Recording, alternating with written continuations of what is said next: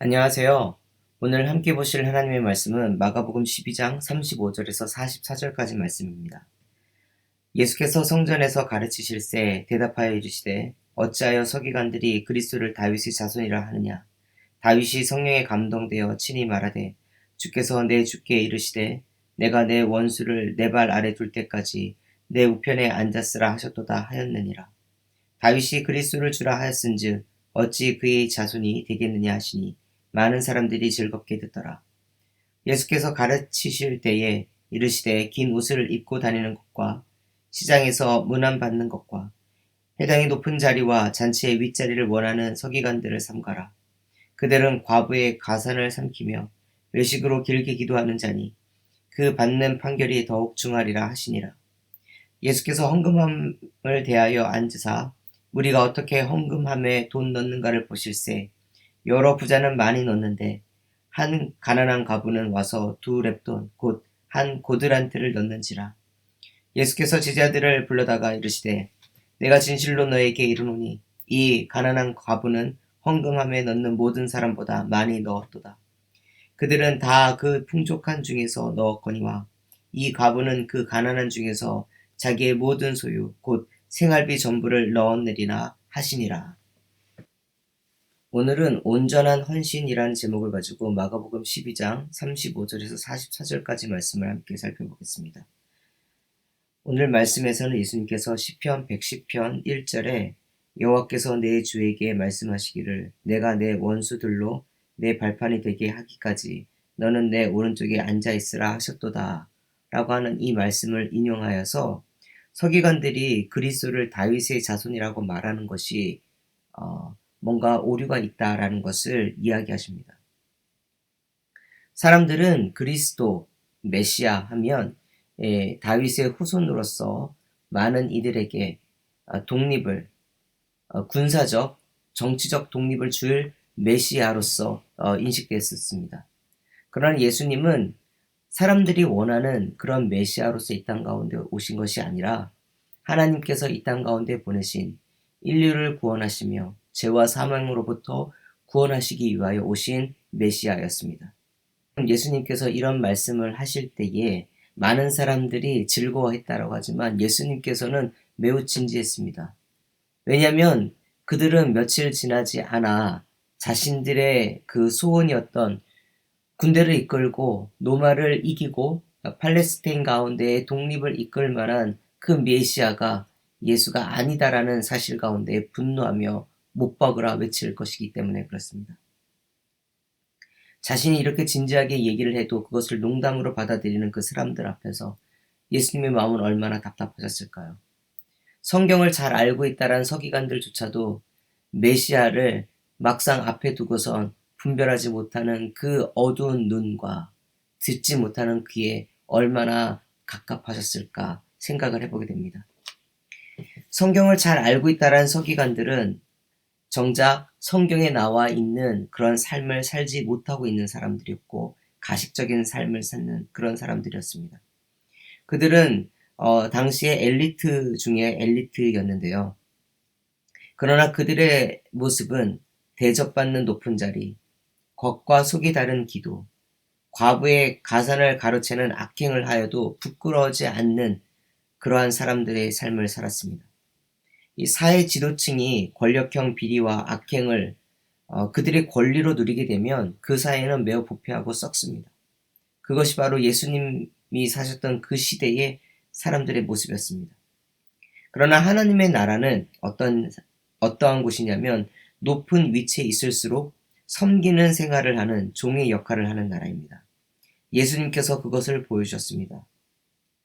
그러나 정작 메시아를 기다린다며 성경을 연구하는 자들은 예수님을 평가하고 하나님의 나라가 이루어지는 것보다는 그것을 방해하는 세속의 나라를 강화시키는 그런 삶을 살고 있었습니다. 예수님은 제자들에게도 또한 무리들에게도 존경을 받는 높은 위치에 설 때에 가장 조심해야 될 것이 있다면 그것은 이 서기관들과 같은 삶을 살지 않는 것입니다. 그렇기 때문에 소극적으로는 지금 예수님께서 비판하고 있는 그 서기관들의 외식을 담지 않는 것이며 적극적으로는 예수님처럼 섬김의 삶을 사는 것입니다. 그렇다면 누가 하나님의 나라에 적합한 사람일까요? 그것은 오늘 두 렙돈을 헌금으로 드린 이 과부의 모습에서 힌트를 찾고 있습니다. 렙돈은 당시 화폐 가운데서 가장 작은 단위로서 노동자의 하루 품삯인 데나리온의 64분의 1에 해당됩니다. 만약에 오늘 일용직 근로자의 그 하루 임금이 한 7만 원이라 생각을 했을 때 세금 떼고요. 그걸 64분의 1로 나누면 한 1,000원 조금 넘었습니다. 그러니까 이거를 영국식으로 하면 50p짜리 동전이라고 생각하면 50p 동전 두 개를 헌금으로 드렸다는 것입니다. 예, 큰 돈은 아니죠. 이 당시에 예수님께서 살았던 때의 헌금함이라고 하는 것은 이 위에 입구가 큰 나팔 모양으로 되어 있는 금속으로 되어 있습니다. 그러니까 동전을 던질 때 그 소리가 나죠. 오늘 한 가부가 오기 전에 여러 부자들이 왔을 때에 그들이 헌금을 드릴 때는 큰 소리와 함께 아주 우렁차고 아주 긴 소리로서 헌금이 들었을 것입니다. 그런데 이 두 렙돈을 드린 과부의 경우에는 어쩌면 소리도 볼품 없었고 그냥 간단했겠죠. 제자들은 어떠한 사람이 메시아의 나라에 합당한 사람일까라고 했을 때에 아마도 헌금을 많이 내는 사람, 사회에서 부자인 사람, 권력을 갖고 있는 사람, 그 사람들이 메시아 나라에 이 적합한 사람이라고 생각했을지도 모릅니다. 그러나 예수님은 생각을 바꾸십니다. 세상의 법칙과는 다른 진정한 하나님의 나라에 초대받는 백성은 겸손한 마음과 진심으로 주님을 위하여 자신이 가진 것을 다 드릴 수 있는 그런 사람이라는 것입니다. 하나님 나라에서는 많이 드린다고 해서 그 사람을 높여주거나 반대로 작게 드린다고 하여서 낮춰보지 않습니다. 그러나 어떤 이들은 많이 드리지만 그것을 하나님께 적선하듯이 드리는 사람들이 있습니다. 그리고 자신의 의를 드러내기 위하여 헌금을 사용하는 사람들도 있습니다. 그 예물은 하나님께서 기뻐 받지 않으신다라는 것입니다.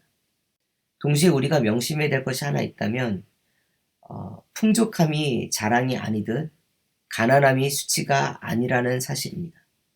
이것을 알고 있지만 막상 자기 자신에게 적용 못할 때가 있습니다.